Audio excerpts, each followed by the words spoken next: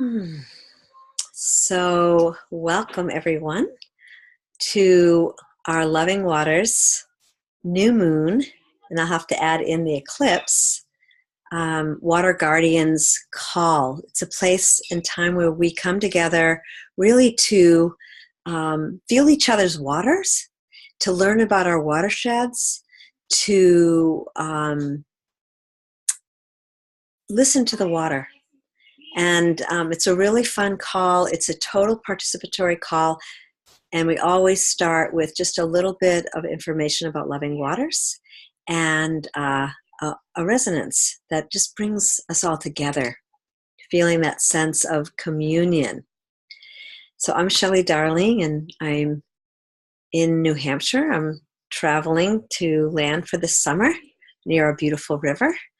And I'll just share with you a little bit about Loving Waters. So Loving Waters is really a united community focused on our watersheds, and deepening our relationship to the land and the water through that understanding. And we come together for the new moon as a community, and on the full moon we really encourage you and have incredible tools for you to host your own water blessings.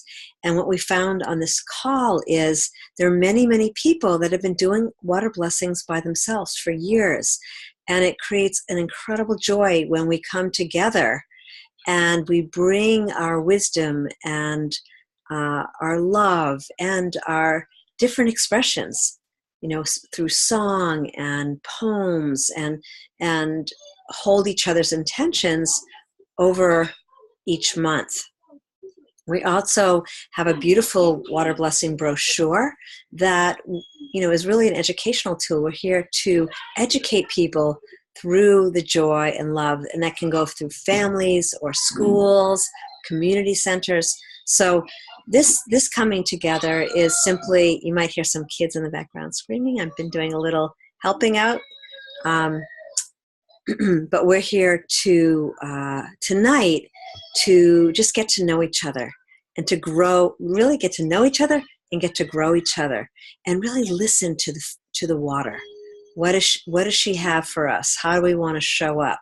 So with that, I'm going to pass the beautiful crystalline virtual talking stick to Charlie, and he'll just open the way for us. Elizabeth's here as well. We're all Loving Waters Guardians Council, and there's some others that are out in the field tonight doing their work with the water. So with that, Charlie, it's all yours. Thank you, Shelley. It's good to be back with the Water Faithful, as Mother E would always say, the Water Faithful. Thank you. And thank you for joining us tonight, Linda. It's a pleasure to have met you through my talk the other day, and to welcome you here to Loving Waters as well. This is a sanctuary, a piece of my heart that I've been dedicated to from the very beginning, and a part in which I love the resonance of joining with so many people around the world, even if they don't show up on this call, but knowing how we are gathering the water both within us, around us, and throughout not only the earth, but the universe, to rise in full presence and abundance for us all. So with that said, as I appeared here tonight, these words came to me, and I'm going to say a brief meditative introduction and allow us to come into full presence within our body with the water. Gathering together on this new moon, this special new moon of July that honors a solar eclipse as well. We open our hearts to the water, allowing that water to flow freely and abundantly as it did in the beginning, is now, and ever shall be. Know that this water and all water within our bodies comes from the same source. One water, Mother Water. Breathe into that. Breathe into that and gently feel this flow.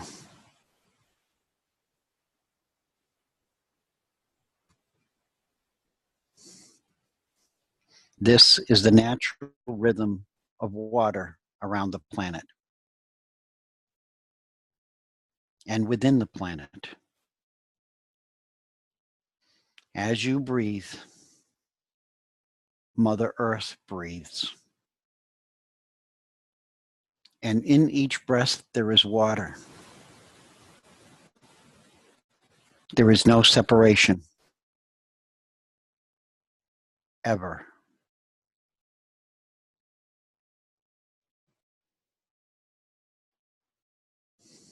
Thank you, each one of you who hear these words, for your presence with the water. Aho.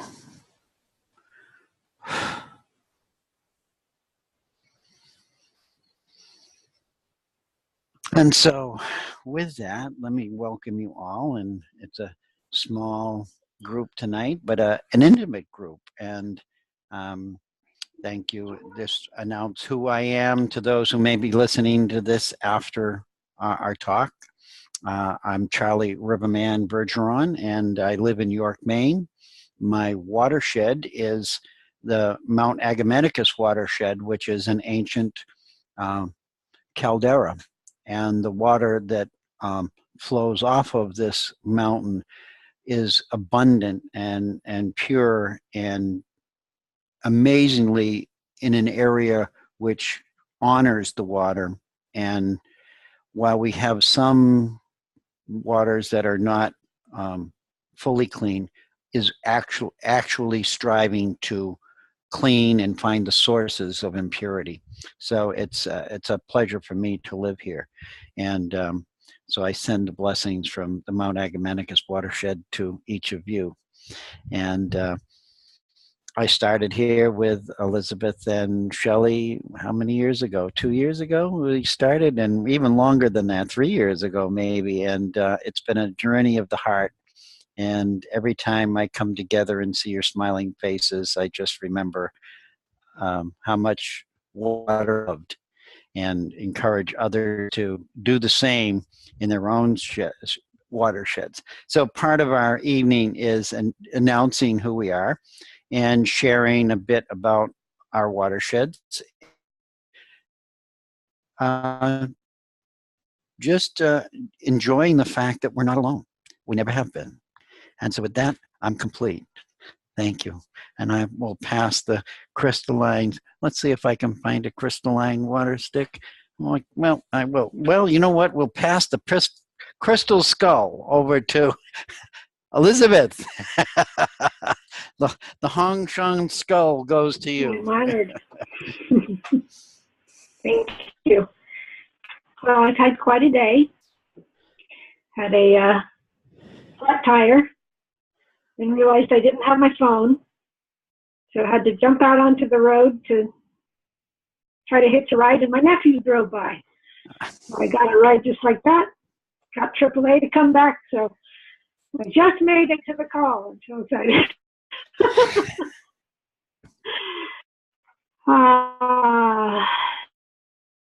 It's been very hot here.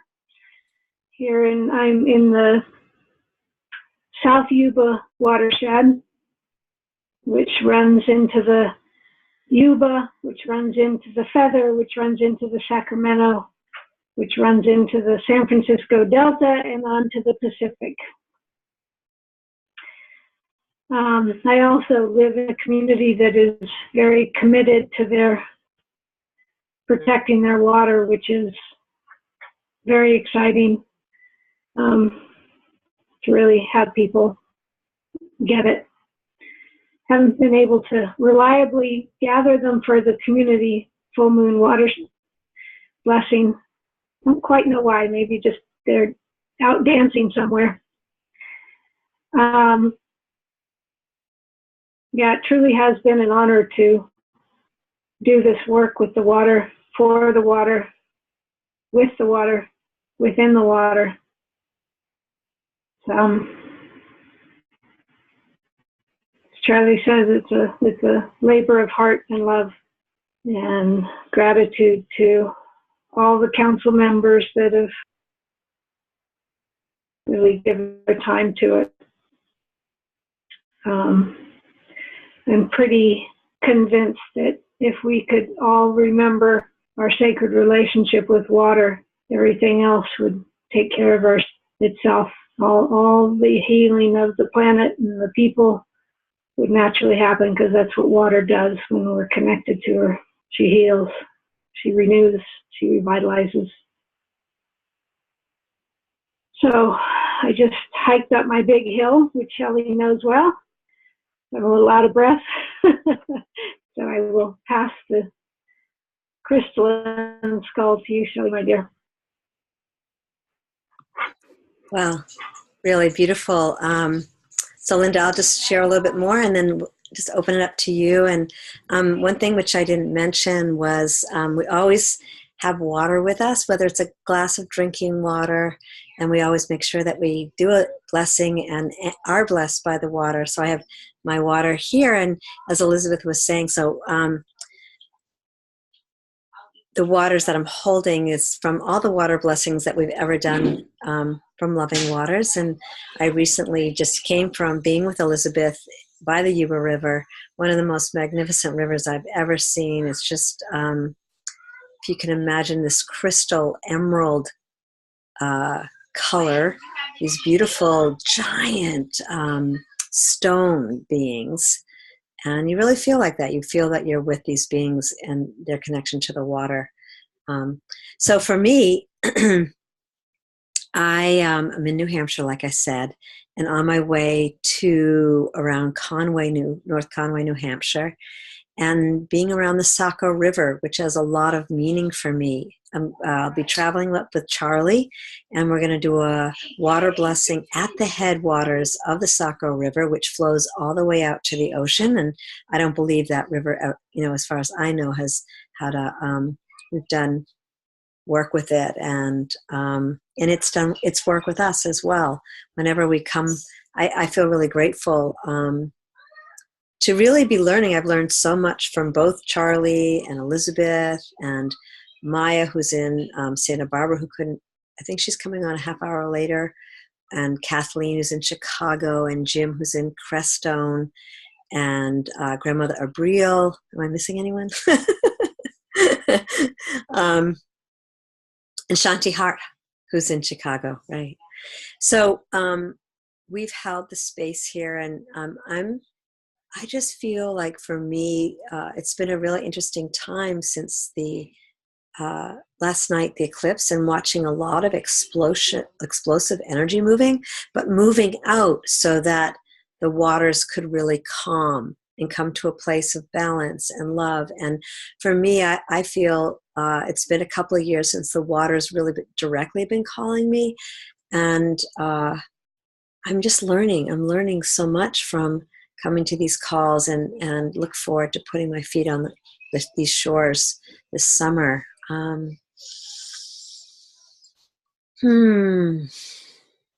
Yeah, I guess for me, the journey with Loving Waters has been exactly that, really understanding how deep this frequency of love, that water is just a conduit for carrying this frequency, holds this frequency for us, and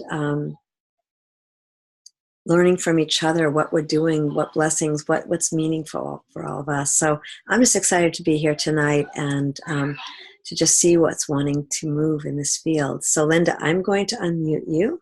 So right, and I can't think of anything else right now, and I'm going to mute my.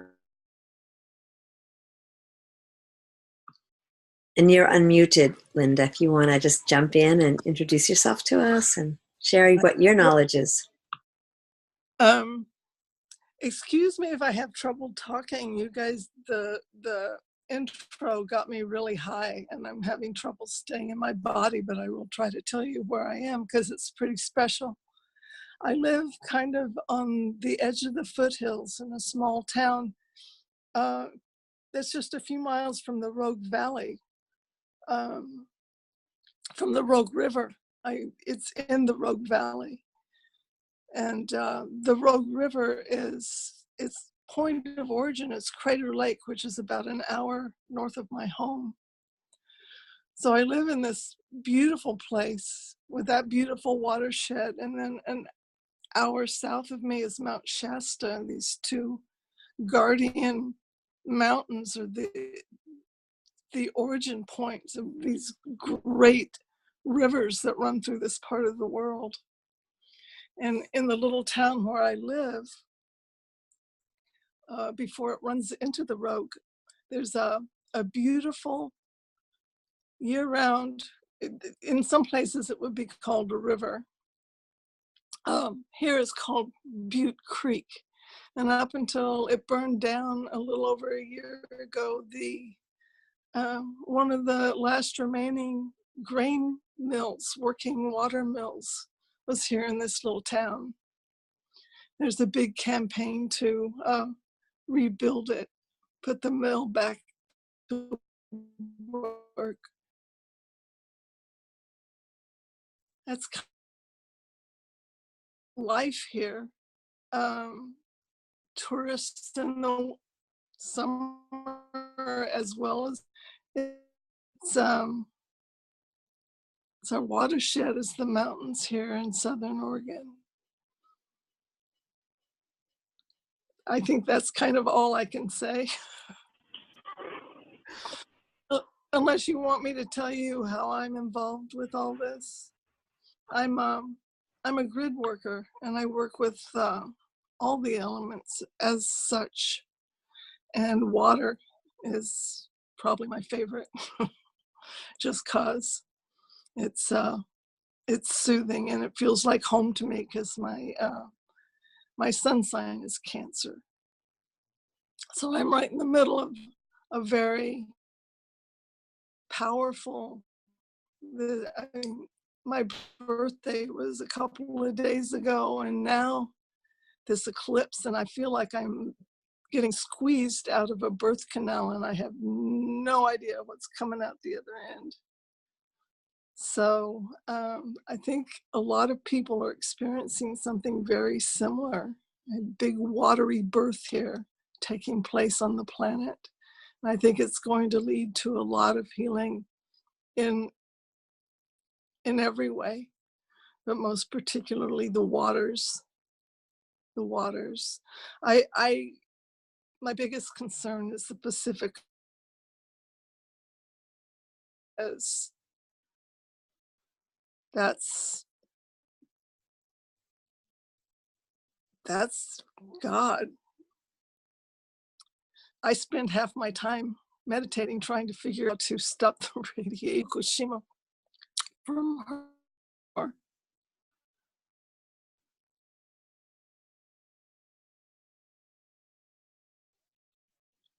Anyway.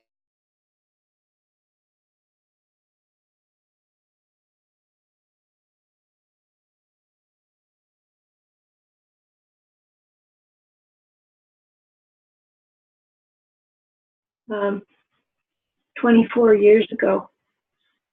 Is that right? No. Less than that.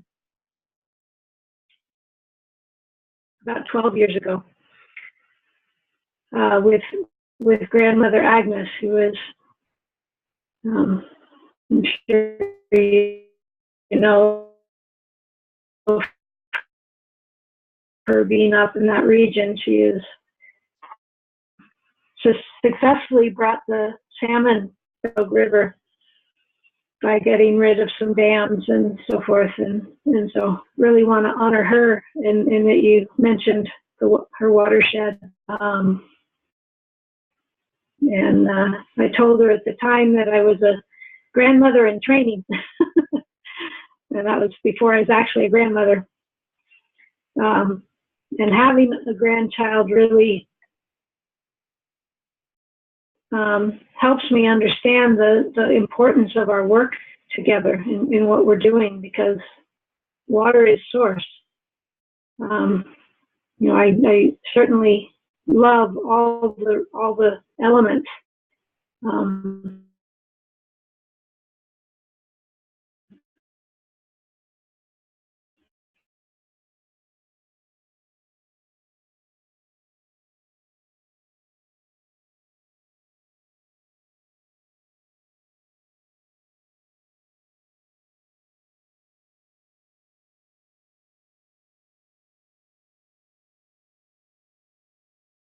Thank you, Elizabeth, and thank you, Linda, for that beautiful. Um, and we met just recently on Facebook.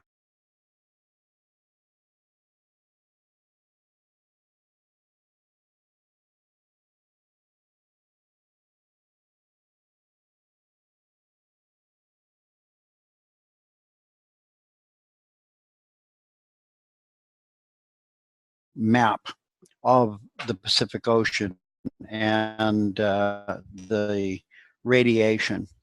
And you mentioned you didn't know how effective you are with your work, and that's perhaps a lot of us in this field that who are working with the water. It's not something that white or human consciousness. We have to continue from our hearts to listen to the guidance, which leads us to create the grids or to draw the energies through. And it's a collective field of divine beings that we are really in the water and embracing the water that creates the field of resonance for the change and for the protection. So each one of us, as we gather here, you know, as well as we gather in person in other areas of our lives, this is where each one of us continue to support and embrace each other in continue the work we do as water guardians. And so there is the thing that's amazing is to have you here tonight as well and express that.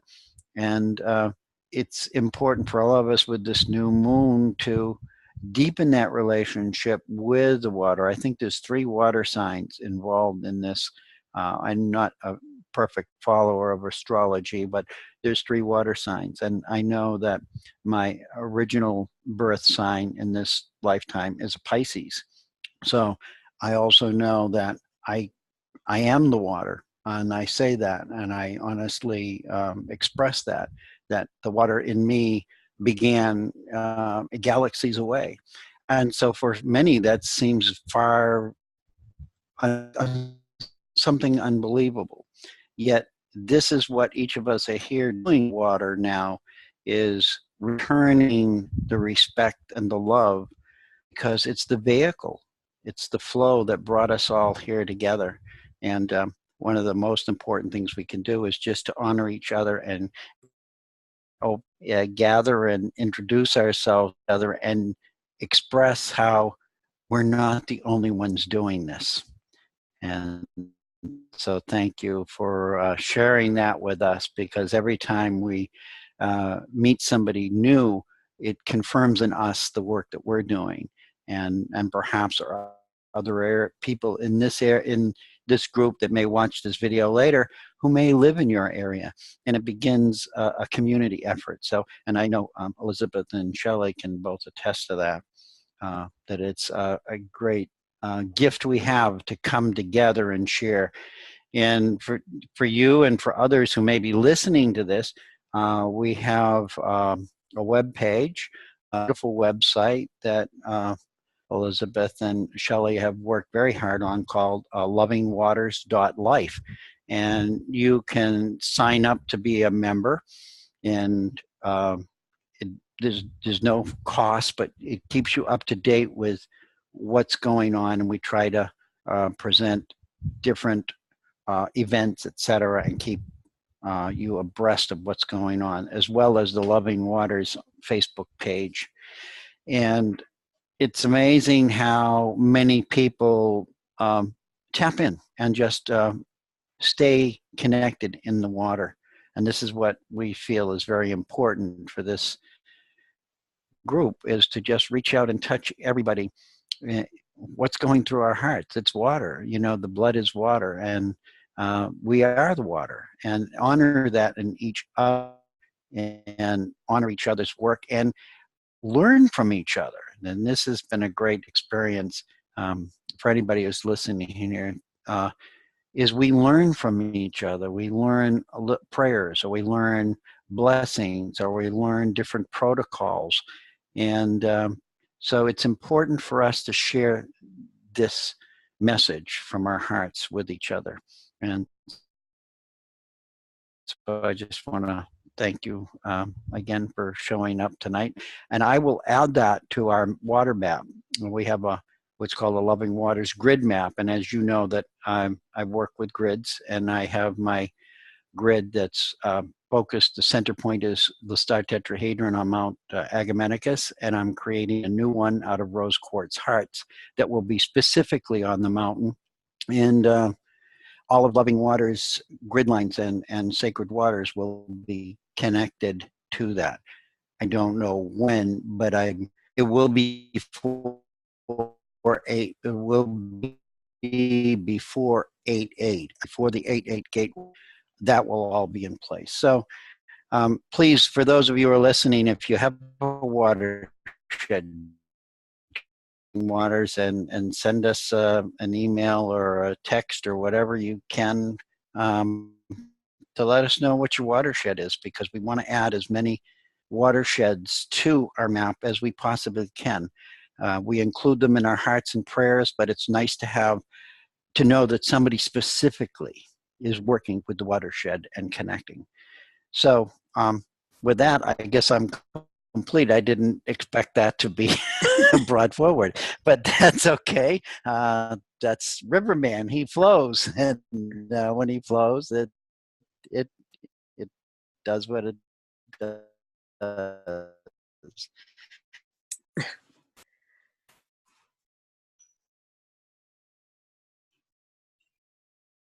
Can you guys hear me?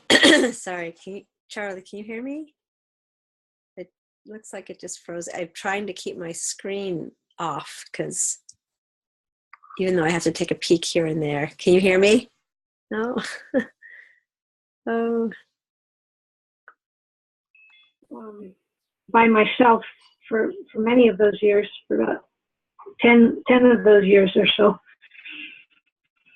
And I used to live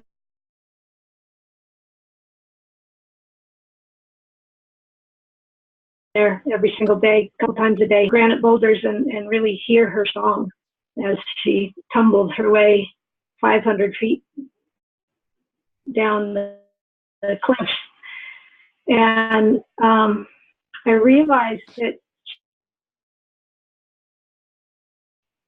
there was this incredible, I could feel her joy every time I showed up, that someone was listening to her.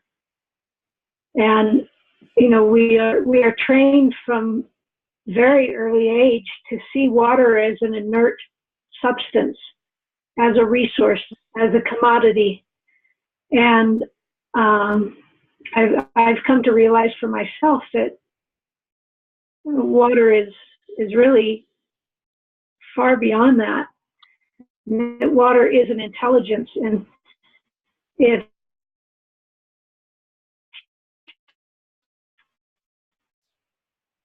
anything, we have, because we carry water, because we are water, that are brilliant.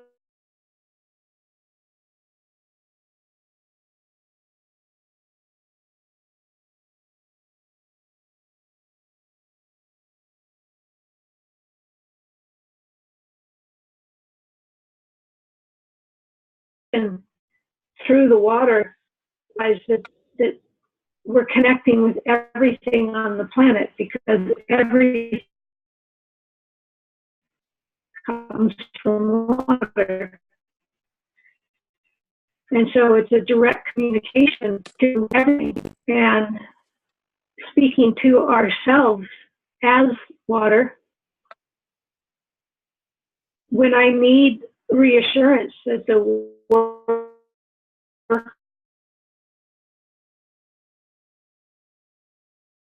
to the water, I go to the shore and listen, and my affirmation and gratitude, both myself for the water that are acknowledging her own brilliance, her own consciousness. And that's all for now.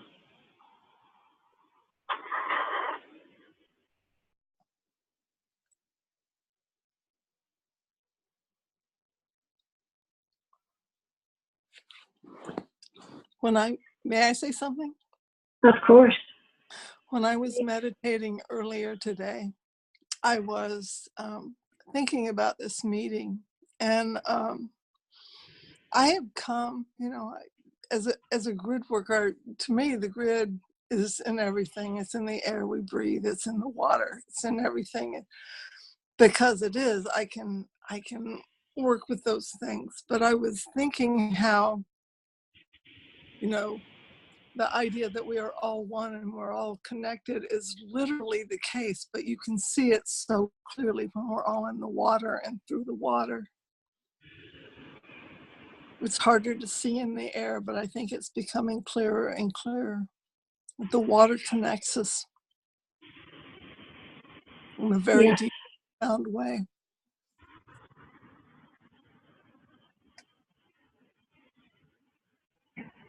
I have several friends up in your area, Linda. So I do, in Williams and Grants Pass and Ashland. Oh, wow. Eagle Point, if you know where that is. It's north. What is that? Eagle Point. Yes, I do. Yeah. Maya. Hi. Welcome, welcome. Oh, it's good to see you all again. Can you hear me? Yes. Yes. Oh, okay. I've had to use a headset. My computer's going down, and I'm glad it works now. Yeah. Shelley is with us, but she's saying that her internet is unstable, so she's taken off her video. Oh. A few others here too. Yes. Yeah. We have Linda, it's her first time on, and she's in the Rogue River watershed up in Oregon. And Linda, I would love for you to describe Crater Lake. It's the top of the mountain that has a caldera in it, and the lake is pure snow melt, and it's the deepest freshwater lake in North America, I believe. And if you try a minute, you die within seconds because it's that cold. Oh my gosh. Yeah, it's not a swimming lake. No swimming at all. In fact, only the park employees will take tourists out so you can hike the island that's out in the middle of the thing. But that's the only boats allowed in the lake. Yeah, that's right. Quite beautiful. I've never seen a bluer body of water. It's amazing. So it's a gazing lake. It is very, very reflective and beautiful. It's a portal lake. Oh, Lord, this whole area is laden with portals. And as a grid worker, I can tell you I've been playing with them a lot. But yes, Crater Lake is a huge portal, as is Mount Shasta. Yes. I have some friends who are just going to Glacier Lake this morning. Oh, wow. I mean, and the whole Glacier Park, yeah. Oh, that's beautiful. Maya, would you kind of introduce yourself a little bit to Linda? Well, hi, Linda. I can't see you, but I hear you well. Um, I'm one of the council members of Loving Waters, and I've been drawn to the water well ever since a child. I was a lover of the water in so many ways, but it was all the way back in 1987 during the summer of the harmonic convergence that I received a very direct communication with the water in the Santa Barbara, where I live. I'm in the Santa Barbara coastal watershed, and we just have a series of creeks. They're not actually full rivers here, but creeks that into the ocean from the mountains. Oh, it's beautiful. Yeah, beautiful country. We have the mountains right behind the ocean. And so we have Grandmother Ocean and then these beautiful creeks that run through, mostly through canyons.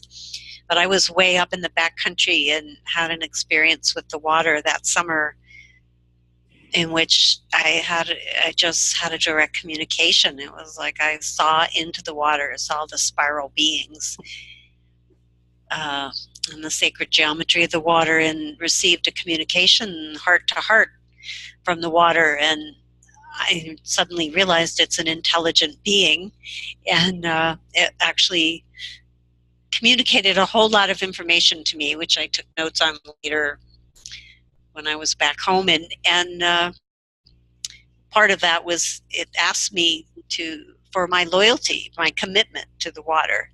And I didn't even know at that point exactly what that meant, but I said yes, and I was crying. It was so powerful.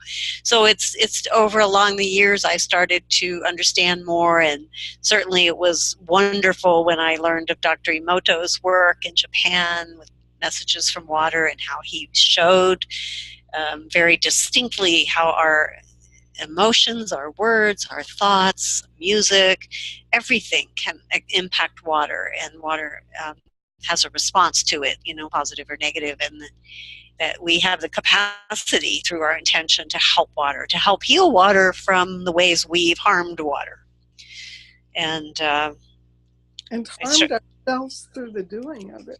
That's right, because we are water. So, and coming to understand that, and that our intelligence and all of our functions, body functions, happen because of water. So that was, it's pretty much my story, although I started doing water ceremonies. I've always been ceremonial since I was quite young, and got first in Celtic and the Native American ceremonials practices. But it was when Fukushima happened, several of my friends who were also ceremonial, we decided we needed to do ceremony for the ocean and to help to counteract the effects of the radiation. And so we started doing ceremony, and then I was grateful to work with a Paiute medicine man, I guess you'd call him, and ceremonialist who used sacred geometry with crystals called the medicine water wheel ceremony. And I worked with him and learned that from him. And I've incorporated that. I've actually adapted it, and I do now monthly water ceremonies on the full moon and other water ceremonies and connections with water. And wonderful. I'm also an activist. We keep getting hit here in Santa Barbara area. Now there's proposals for all these new oil wells and liquefaction, fracking stuff in the Santa Barbara County. And we just continually have to stand in protection. I know it's challenging right now, but so I like to work on both the subtle activism of ceremony and blessing, and also the active activism. Yeah, I would like to join you on the ceremonies every month if you would like to include me. Where do you live? I will join you energetically. I live in the Rogue Valley, Oregon, but I work through the grid. I go everywhere. Full moon you can just put your feelers out in all directions and send rays out to all of us. It was really good to focus through somebody, yeah, we have to stick together, and we have to support each other. We're much more powerful to gathered together. I mean, it's true for energy work and planetary work too. The more of us there are, the more potent it is. Absolutely. Yeah. Well, we have people all over the world. We have people who've gotten on this call from all over the United States, every point, every direction, and also from Europe, England, and France, and South Korea, Australia, New Zealand. It's quite amazing, and we all try to keep track of what each other's doing. Yeah, that's wonderful. You know, I just got back from Standing Rock Reservation. I was in the south part near Moberg, and but I was gathering a solstice celebration on this beautiful 65-acre piece of land, and they call the Medicine Wheel Living Park.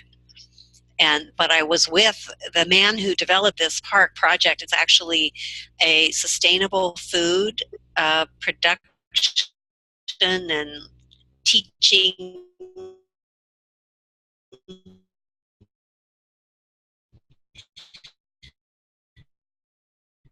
center.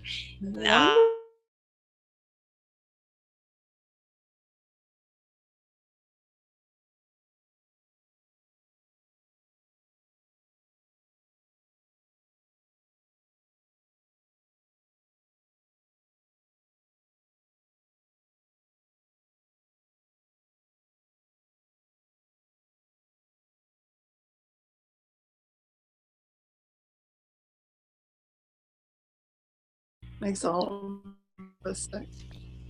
How long were you up there, Maya? We were there for a week, you know, counting our travels. It was a 4-day event, and you know, a little encampment. There were only maybe 100 people, and then some community members came in during. There was a teaching of wonderful Lakota woman who's a botanist and biologist, and she came in to teach about, do a walk and teach, you know, show people what they thought were weeds and the herbs, and how had fire ceremonies. I was with a Mayan elder, Jose Munoz. We built a Mayan dream catcher temple, and it was dedicated to the Lakota people, and it will stand. We created it so that it will continue and be like a teaching circle, a place to come and gather for teachings. We had music, we had young people coming and learning about how they can sit on the mountain and do vision quest and to enter into their adulthood. It was just wonderful. A number of elders came and just shared stories with us about the old traditional ways, and you know what their dream is and vision for the future and their grandchildren, and it just flowed. I mean, it was like I came away, I just want to live like this. We had a cook camp, a cook tent, and cooks came in and made, you know, big pots of stew and buffalo burgers, and we just had a lovely time and stayed up late under the stars. And it was so, the Rainbow Tribe and the Lakota people were so grateful for everyone who showed up. There were young kids from Burning Man. There were people. There was a elder from Mexico, not Toltec, Huichol elder and shaman who came with his apprentice. There was a woman from El Salvador. Just different folks. It was a very international and cross-cultural group. And this group of Lakota are very, very open to, you know, everybody sharing ceremonies, sharing our wisdom together, and recognizing that we are all one tribe. Mm-hmm. Yeah, it was very beautiful. I did a very small little water ceremony while I was there. And also one of the crystals, the rose quartz crystals that I've used for a couple of years. I have these 7 crystals that I've used in my central bowl, and I gifted some of those crystals that have been used for a number of years in the ceremonies, and sharing with them that these crystals are carrying the energy of all the people's prayers and intentions, and that were given to the waters. And actually buried one of them in the center of the Dreamcatcher temple that we made. So I felt the loving waters energy was very well presented there.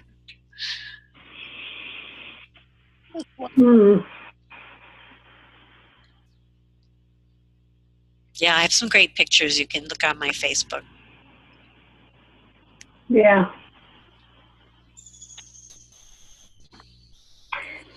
When I was, I think, 18, maybe 19,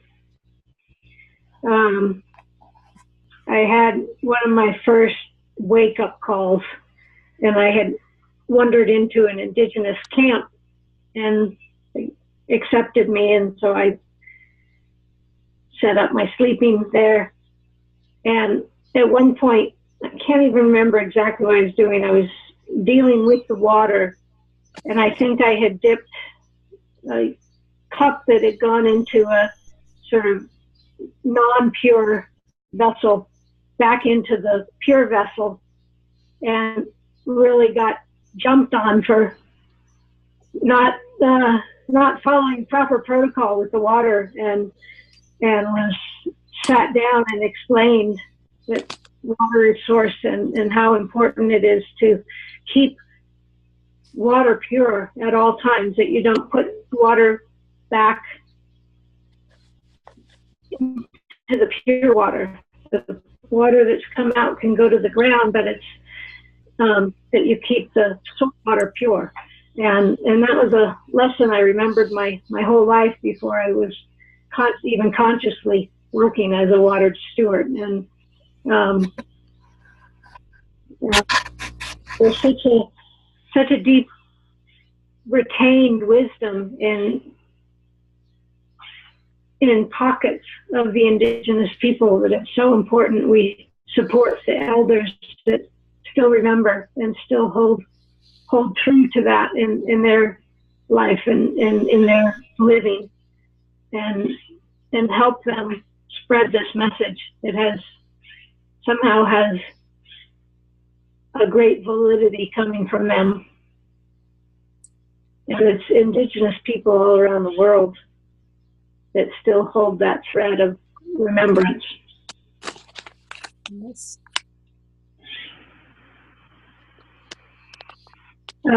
Linda, before we conclude, I would love for you to put your email on our chat.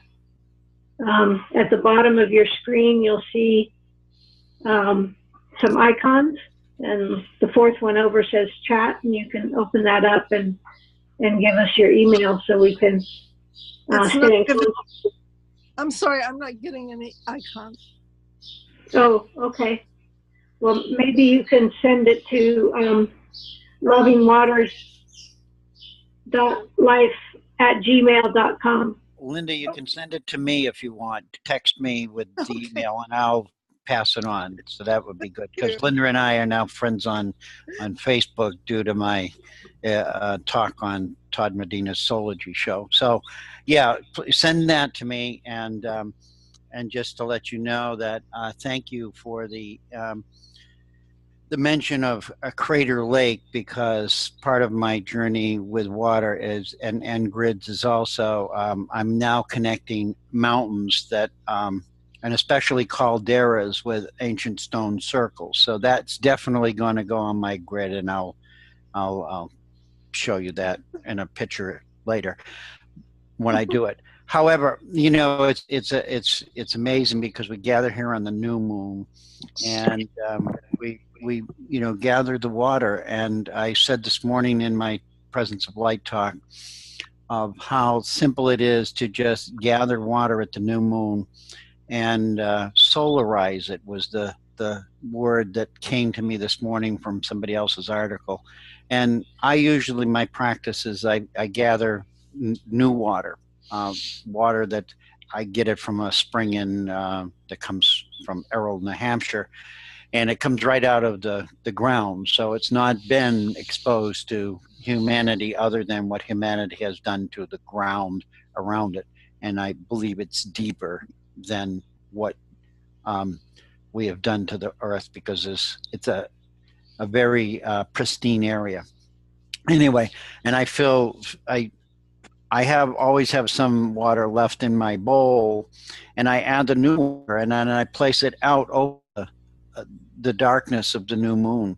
And as the sun rises, I always allow the sun to embrace the water and charge the water. And so the term solarization came to me this morning, which was something I had been doing for a long time, and I just didn't think sometimes we do things and we don't fully understand why or what we're doing. We're just guided to do this. And so to those also who are listening later, new moon is when we gather the water and charge the water. And then the full moon is when we do the blessings. And so part of this water that we've gathered, and I also bless it every day. I hold it in a crystal grid. It's also within some toroidal field rings. And so whatever we do to this water on the full moon, we return, at least I do, return part of it to the water with the blessings that we do on the full moon.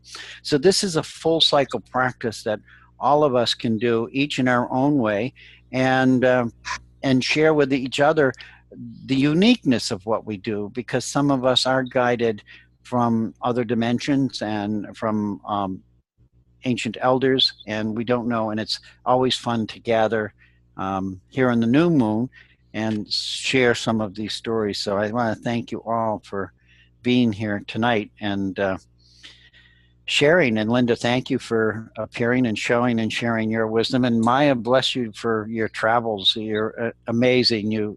I'm envious. and Elizabeth, as always, I love you, dear, and Shelley as well. Another traveler. I sort of stay in my own shed and travel etherically.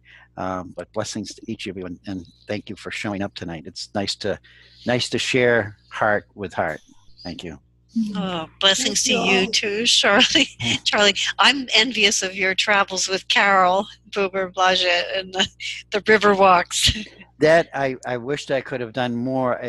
That was an interesting. I was called to be there at her beginning, at the very beginning. Yeah. And that was amazing, because that river, the Housatonic River, I will share, is polluted so badly in areas that they can't eat the deer they kill along that. They can't eat the food that's grown near it. There is so much.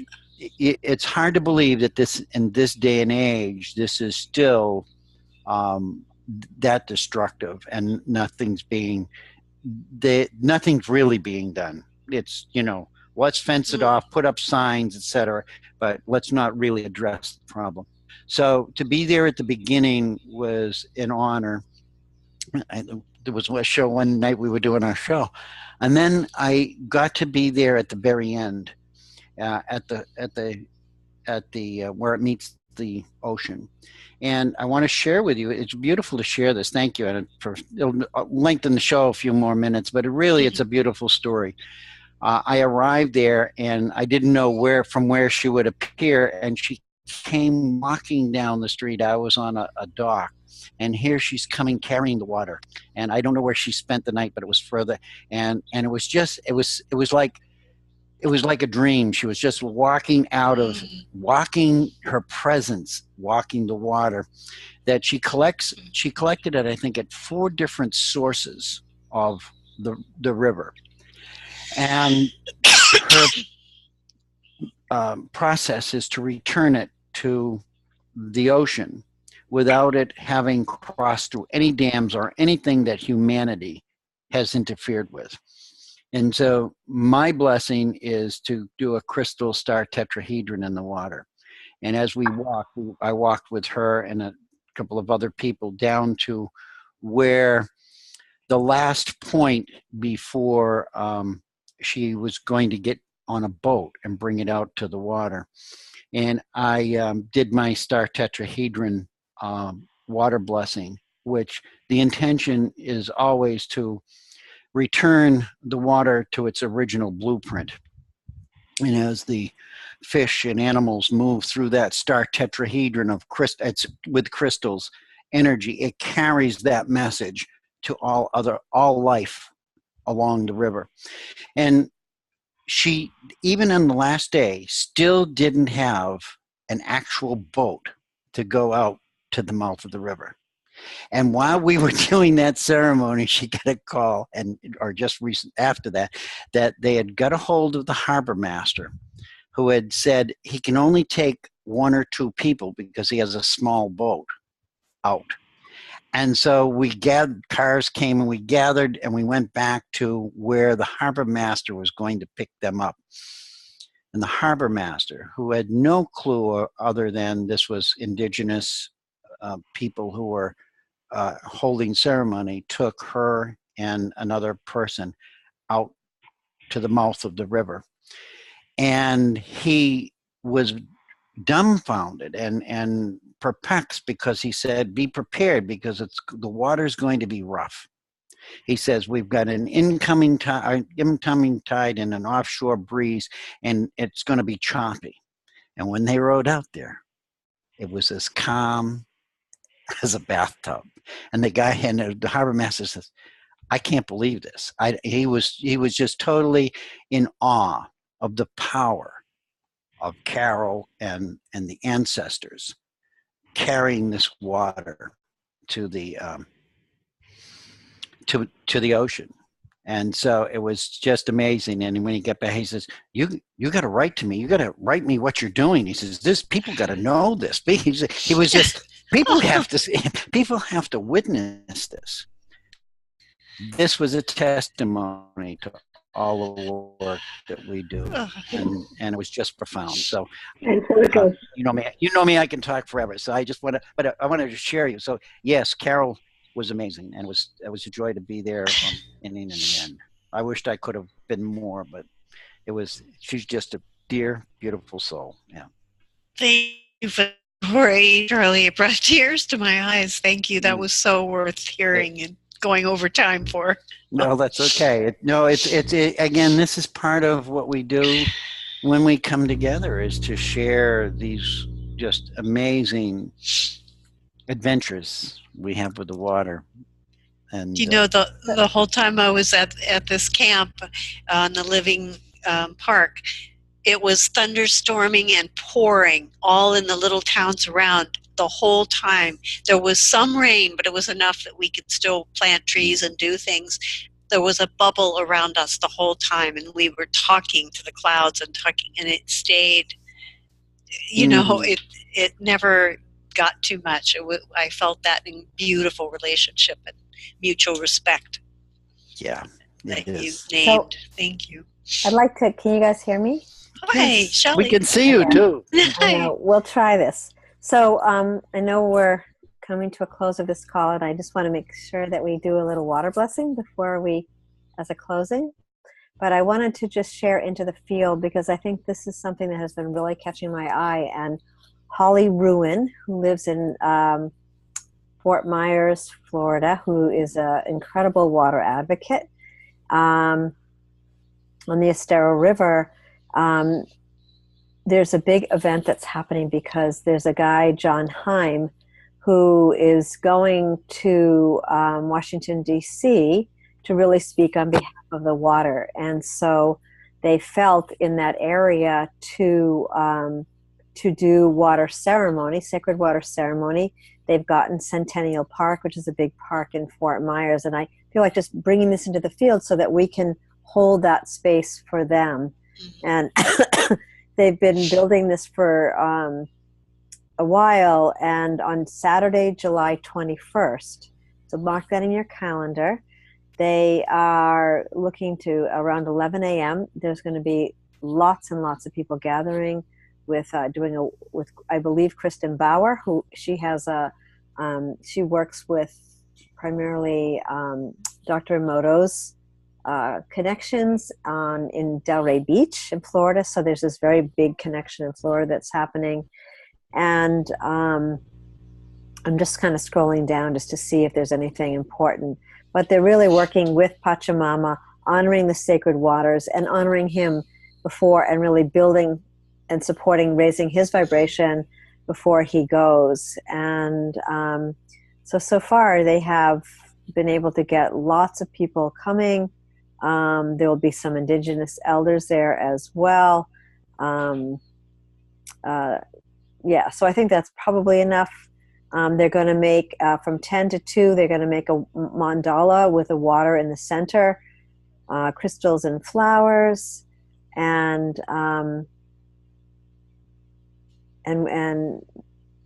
work with and they're working with the Kalahusa water keepers. So I just felt like that's really coming into my field, and I just wanted to share that with all of you so that we can hold it. And look how it's the internet's holding for this. So it's like I haven't been able to get through. It's been totally, I don't know why. It's just been doing whatever it's doing. So with that, just Linda, so nice to meet you, and so beautiful for all of us to come together and just really hold this frequency of this, really this universal, celestial, terrestrial, and aquatic energy field, this cosmic force of love that gets held through our waters. And so just, I don't have to be the one, but just invite everyone to grab your water, a water bottle, a water vase, and together, I guess I'm just going to do it, I guess. So yeah, let's just really feel this connection, this grid of love, this grid of the waters around the planet, and really allowing that light to come through us, to fill these highways of light into these all waters, and that they're speaking and they're one, like as Charlie was saying, and these primal waters, it's just one water, as all of us all know. And as we're holding our bottles of water, know that we are being blessed by her. And so we can maybe just internally water, we love you, water, we thank you, water, we respect you, water, we are you. That's what's coming in right now. So just saying that 3 times. Water, we love you. Water, we thank you. Water, we respect you. Water, we are you. One more time. Water, we love you. Water, we thank you. Water, we respect you. Water, we are you. Aho. So I pass it off to Charlie or Elizabeth or Maya. You can close this call, and thank you so much, everyone. And as Charlie was saying, you can go to lovingwaters.life to connect and sign in, and please, and we're on Facebook as well, Loving Waters. And if you're inspired by this call, it's really a call out. The sharing is really not about building a database. It's simply about those people that have been out there doing water blessings by themselves, to feel the sense of connection and sharing. And together, again, we're always greater than the sum of our individual parts, so that we really can amplify and accelerate this field. So that's why we want to share this out. And you'll be hearing from us again around the full moon. And just thank you so much for showing up. And it's such a blessing. Anybody else want to add anything before we close? To call in your daughter Nina. My daughter Nina. First time initiating the And it was a transformational experience for her. And as a community, I just really want to open our arms to her energetically, psychically, lovingly, and help her to really feel into that love of water, and let her receive many more revelations and blessings of the oneness of being connected in a sacred way with the water. Thank you. And thank you. Thank you. Thank you. Yeah, I think I'll try to interview her. I think that would be really cool. My daughter had this absolute epiphany putting her feet in the water just last month. So, Wow. yeah, it's incredible. So, thank you. Crystal this big. Wow. Yeah. So I would like to ask for some special prayers when you do your water blessings for all of Southern California, to send the waters here from the celestial waters. We need water, whether it's just as mist or rain. We've had such a challenge with the fires, and so we're calling the waters to come and dampen our lands and wet our lands down. Northern California is getting it too. Oh, yes. Well, all of California then. May I make a small suggestion? Last summer we were having terrible fires all through, well, you know, Northern California, Oregon, Washington, Idaho, horrible. And during that time here locally, and by locally I mean the Rogue Valley, we successfully pulled a group together to pray rain. I suggest getting doing that and getting really sensuous with it, allowing yourself to smell the rain and think about what it feels like to have it falling on your face and your shoulders and you're walking around in the squishy mud. We were the only ones who broke the drought during that time. Tried to spread it out, but it didn't go. And thank you for the yes, and thank you, Linda, for a reminder. We get a little noise gone right here. We did actually call the rain during the big fires this winter, but now I just, you know, I'm putting the call out to everybody, other places also, to join our calling the rain. Absolutely. Yes. The whole West. Thank you. Thank you. Thank you. Thank you. So let's just take a big breath and breathe that damp air, moistness through our bodies and down to our feet, to Pachamama, to Gaia.